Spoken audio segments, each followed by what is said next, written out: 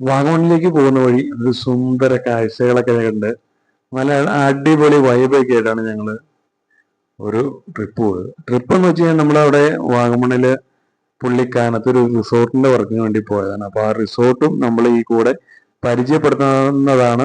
നല്ല ഹോം സ്റ്റേക്ക് പറ്റിയിട്ട് നല്ല അടിപൊളി വൈബുകളൊക്കെ ആയിട്ട് ഒരു പുതിയ മോഡൽ ഹോം സ്റ്റേയും കൂടി പരിചയപ്പെടുത്താം. നമ്മൾ ആ പോകുന്ന വഴിയിൽ തന്നെ നല്ല കോടമഞ്ഞും ചെറിയ ചാറ്റൽ മഴ ഉള്ളപ്പോഴത്തേക്കാണ് നല്ല കോടമഞ്ഞുണ്ടാവുക. ഈ വീട് കുറെ റീലുകളൊക്കെ ഉൾപ്പെട്ടിട്ടുള്ള ഒരു വീടാണ്.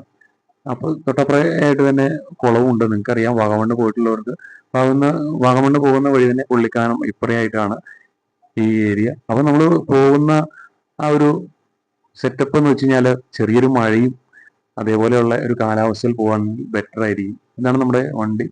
ആ പോകുന്ന വഴി തന്നെ ചെറിയ ചാറ്റമഴയൊക്കെ ആയിട്ട് കോടമഞ്ഞെന്ന് വെച്ച് കഴിഞ്ഞാൽ ഒരു ഒന്നൊന്നര കോടമഞ്ഞായിരുന്നു. ഭയങ്കര, കാരണം റോഡ് തൊട്ടടുത്തുള്ള ഒരു വണ്ടി പോലും കാണാൻ പറ്റത്തില്ല. അപ്പോൾ നമ്മൾ അവിടെ കുറച്ച് നേരം ഒരു 10 മിനിറ്റോളം അവിടെ വണ്ടി നിർത്തിയിട്ടു, കാരണം റോഡൊന്നും കാണാൻ പറ്റില്ല. അത് കഴിഞ്ഞ് ഞങ്ങൾ യാത്ര തുടർന്നു. പുള്ളിക്കാനം കഴിഞ്ഞ് ആണ് നമ്മുടെ വർക്ക്. ഇതാണ് ലാവണ്ടർ പ്ലാന്റേഷൻ റിസോർട്ട്. അതിന്റെ ഓഫീസാണിത്. ഇവിടെ ഹോം സ്റ്റേ ഇതിലും ഉണ്ട്. ഈ കാണുന്ന ഇതാണ് ഫ്രണ്ട് ഓഫീസ്. സൈഡിൽ 2 എൻട്രൻസ് ഉണ്ട്. ഇവിടെ ഒരുപാട് നല്ല സ്വിമ്മിംഗ് പൂളുകളൊക്കെ ആയിട്ട് നല്ലൊരു തേയിലത്തോട്ടങ്ങളുടെ നടുവിലായിട്ടാണ് ഈ ലാവണ്ടർ പ്ലാന്റേഷൻ റിസോർട്ട് സ്ഥിതി ചെയ്യുന്നത്.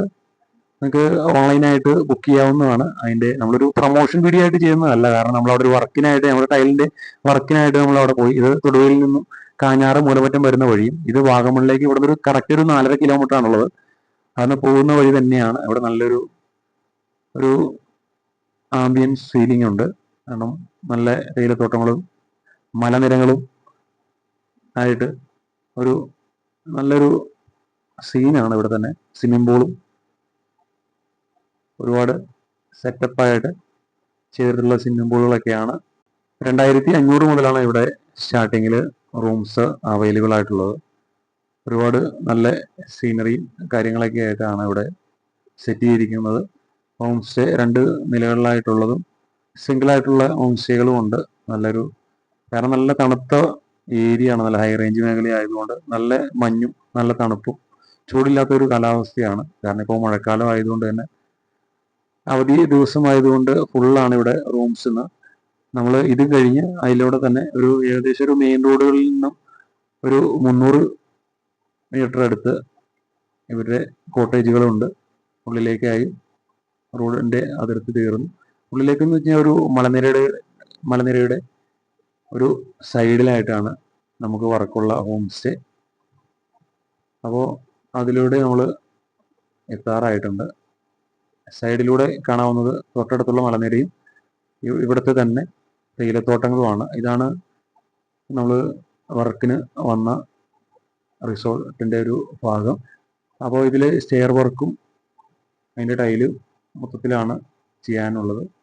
നമ്മളിവിടെ സ്റ്റേ ചെയ്താണ്. കാരണം ഈ ഹോം സ്റ്റേക്ക് ഇച്ചിരി റേറ്റ് വരുന്ന ഹോം സ്റ്റേ ആണ്.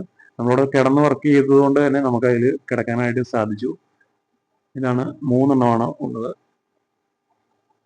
നല്ല തേയിലത്തോട്ടങ്ങളുടെ നടുവിലായിട്ടാണ് ഈ കോട്ടേജ് ഉള്ളത്. അപ്പോൾ ഇനി നമ്മുടെ വണ്ടി ഇവിടെ നമ്മൾ ഒതുക്കിയാണ് ഇട്ടിരുന്നത്. അപ്പോൾ ഇവിടുത്തെ ടൈലിന്റെ വർക്ക്, സ്റ്റെയർ കേസ്, ഇതൊക്കെയാണ് നമുക്ക് അതിൻ്റെ ഉള്ളിൽ.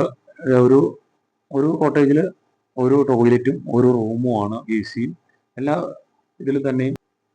തറനിലപ്പിൽ നിന്നും ഏകദേശം ഒരു 20 അടി ഹൈറ്റിലാണ് ഈ കോട്ടേജ് സ്ഥിതി ചെയ്യുന്നത്.